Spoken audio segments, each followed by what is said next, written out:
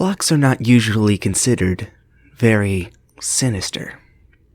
They're such a common part of our everyday lives that we don't see anything wrong with them. Unfortunately, I have a phobia of clocks, specifically the old-fashioned clocks with hands. To be more accurate, I have a phobia of ticking. The ticking of a clock's hands drive me crazy. Makes me break into a cold sweat and often run out of the room. The phobia has gotten so bad that I've considered seeking therapy, but when I ask my friends, most of them either laugh at me or tell me I should simply confront the fear and be done with it. Yet, as I sit alone in my locked bedroom, listening to the ticking of a clock sitting nearby, I feel myself regretting the decision to listen to said friends. I feel my heart beating in my chest as I desperately try to block out the sound that seems to drill into my skull. Then it happens. In a flash, I'm greeted with an image of a naked man sitting in the corner of my room, his skin a sickly shade of blue and covered in what appears to be burns in the shapes of Roman numerals.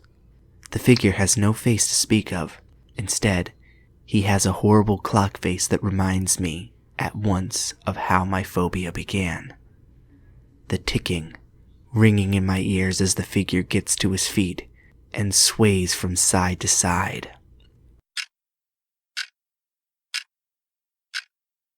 My memories go back to when I was very young, listening to my mom and dad argue in the next room as I lay in my bed, the clock on the wall ticking away. After a few minutes, the sound of my parents arguing fade away as the clock begins to play its infernal tune in my mind, a sense of terror running down my spine.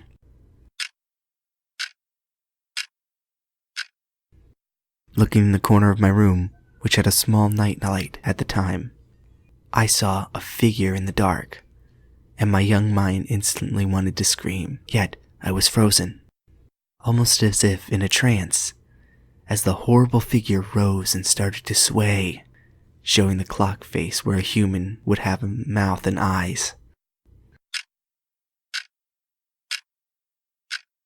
Finally, my young self let out a terrible scream, and the figure disappeared like a phantom as my parents entered the room. They tried to comfort me, but the damage had been done. All I could hear was that ticking, the horrific sound worse than any nightmare. Now, in the present, I don't have my parents to rescue me, nor do I have anywhere to run as the monster from my childhood begins to make his way over to me. The ticking only getting worse as it moves in an awkward fashion, continually swaying as its neck seems to barely be capable of supporting the clock that appears to make up its head.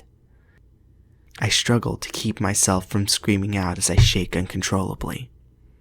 Then, everything turns black as I pass out. The last thing I hear is the ticking.